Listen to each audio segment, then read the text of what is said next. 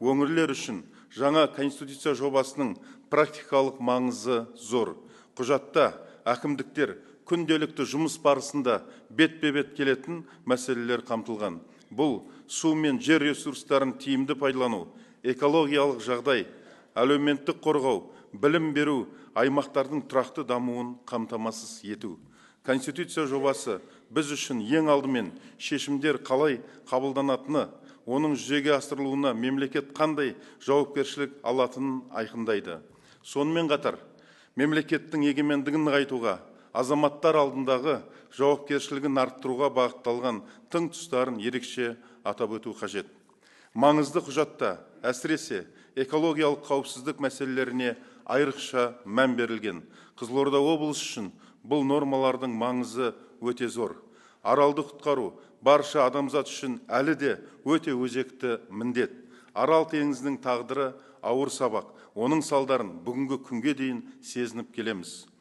Мемлекеттің қолайлы қоршаған ортаны қамтамасыз ету міндетін, азаматтардың экологиялық қауіпсіздікке қатысты құқығын, адамдардың өмірі мен денсаулығына қауіп төндіретін ақпарат үшін артылатын жауапкершілік туралы нормаларды біз толық әрі саналы түрде қолдаймыз. Бұл біздің өңір үшін тек жалпылама айтылған ұранды сөз емес, болашақ үшін маңызды айрықша құқықтық кепіл болып табылады. Аймағымыздың табиғатын сақтауға, экологиялық жағдайын жақсартуға бағытталған көптеген ауқымды жобаларды жүзеге асырдық. Алдымызда әлі де атқарылуға тиісті жұмыстар аз емес. Жаңа конституция жобасының маңызды бағыттарының бірі мемлекеттің әлеуметтік жауапкершілігін күшейту. Бұл құжат адамның құқықтарын қорғауға, өңірлерді қолдауға, әлеуметтік теңсіздікті төмендетуге бағытталған.